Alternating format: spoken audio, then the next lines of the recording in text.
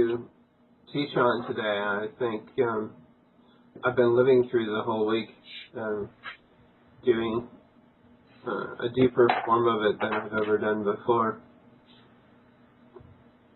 And finding out that the process has even more meat on its bones than I thought at first. So everybody got the handout, so everybody knows there's a question on there, which is where we're going to start, even though it's at the bottom. Because I want to see what your opinions are on how this form of unforgiveness gets hidden within us.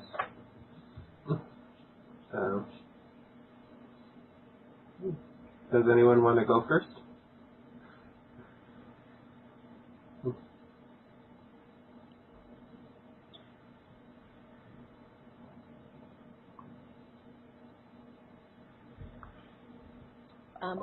Eric? Go ahead. Sorry, I was just going to say that I think sometimes we actually deny within ourselves that there was any sense of trespass, and deny that, if you know what I mean. I was not heard, I was not heard, I was not heard, I was not heard. Yeah. It's definitely one way we hide it. Yeah. And it still affects us. That's the interesting thing. Sometimes I find a lot of people, they think they have forgiven in their mind, but when you check in their heart, they haven't. Well, it's the mind and heart thing, isn't it? It's hidden in the heart, but they don't go there, so they don't realize. Right.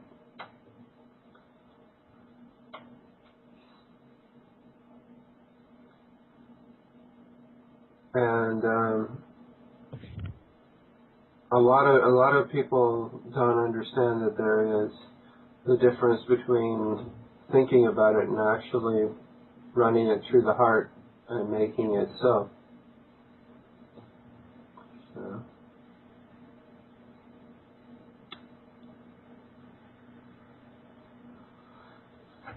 And I discovered this process in one of the books that my grandmother had taught me verbally, and at first I didn't really think too much of it, as I had been able to name and forgive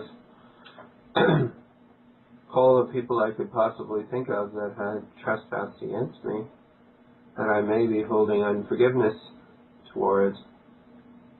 And so I didn't really see that much in this until I did it once. And it was like a complete life change. So, does anyone else have anything to say before we move forward? I was thinking that, how it becomes hidden within us. I think, it can be on a very physical level too, so that, it manifests as muscle tension, as the chemicals that start circulating through your body as well. Mm-hmm. Because you're holding on, you're creating certain thoughts, and that creates reactions in the body. And I remember reading a book, The Journey, where Brandon Bays did a forgiveness practice, and she felt that because she had this large tumour in her uterus, and when she did this complete forgiveness practice, she could feel a shift, feel a change, and it started to shrink. So it seems to get, it's like it gets located somewhere in our bodies as well, and can manifest as illness. If you understand that every single cell of our body and every single energy cell that we have is also a memory cell.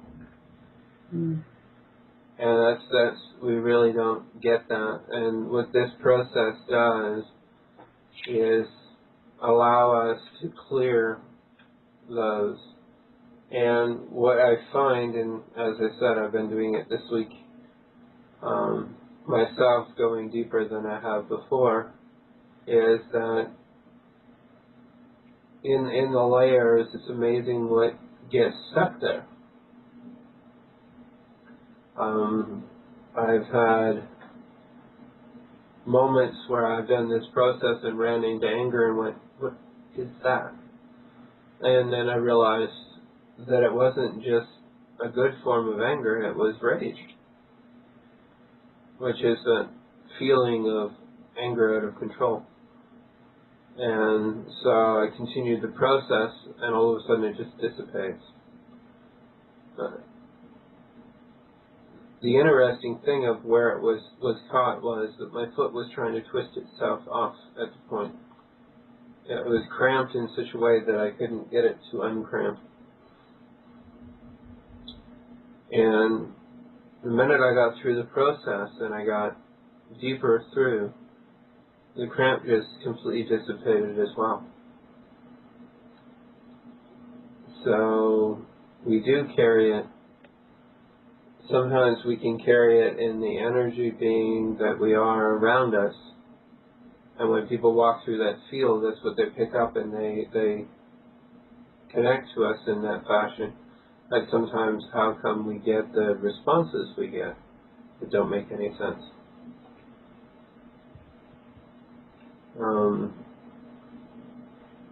It's interesting. As I go through the teachings, you'll find out that forgiveness, the way that it operates and the way unforgiveness operates as its opposite, is interesting, because unforgiveness seems to be a category-oriented thing.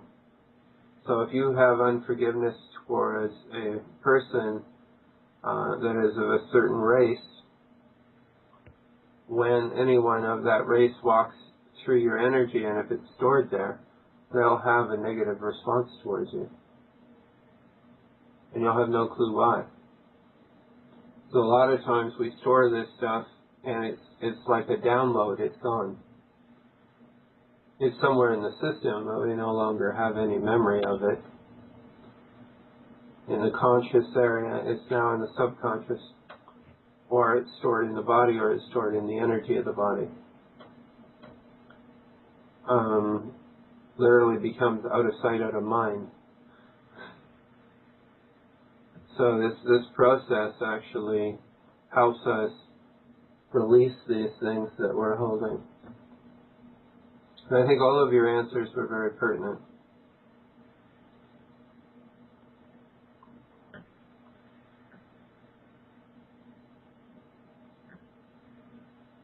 So my comment at the beginning was, we all have places lost within us where unforgiveness dwells. This is a bold statement to make, yet it is true.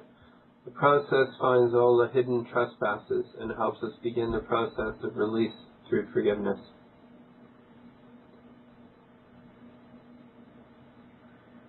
Now, the process says we forgive, and a lot of times people ask, why don't we just say, I forgive? And I said, it's not enough.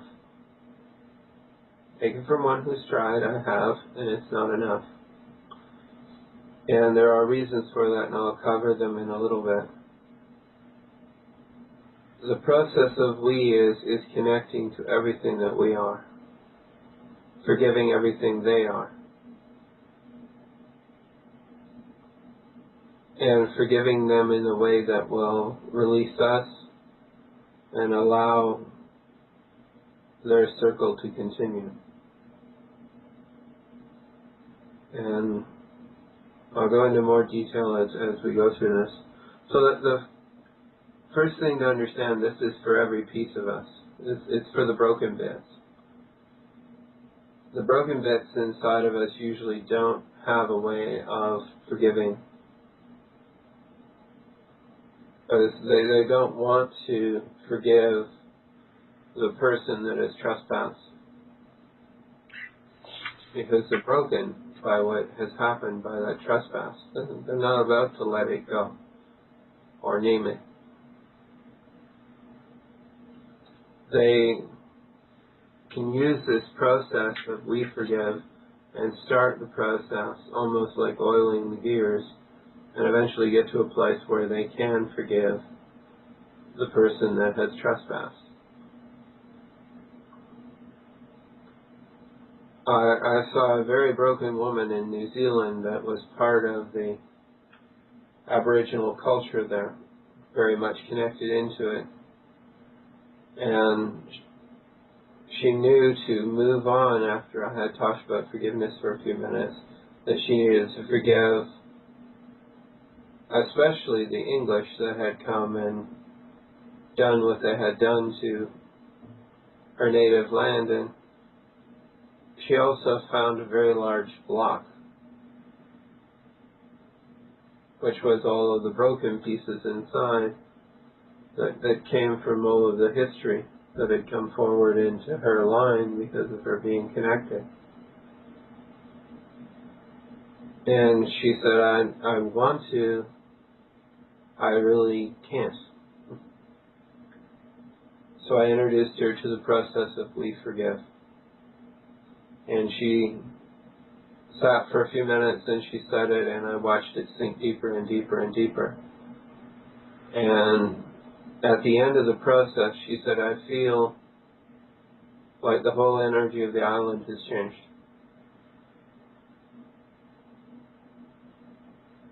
And she said, I don't know how else to say it. That's how it feels. And she emailed me a few times after that saying that the energy of the circles that she was involved with had changed. And there seemed to be a shift in the amount of animosity and hatred towards the ones that were not Aboriginal. So that's the power of this thing. It's amazing how something as simple as this can do that.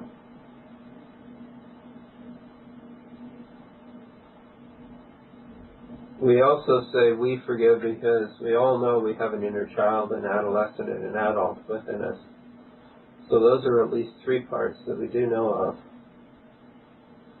And those three parts need to release in forgiveness what has been held as a trespass.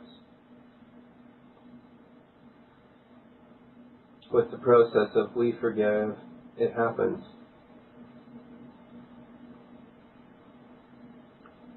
I have seen it in the therapy I've done it where I could tell that it was the inner child that was holding on to it because the inner child was acting like a child.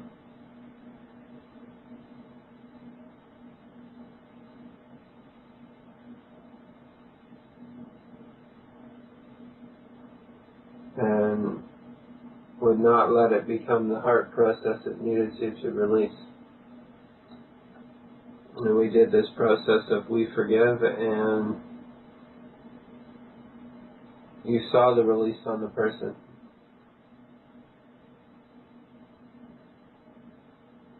And it was in the area of unforgiveness to themselves, and they had not been able to move their arm for 10 years.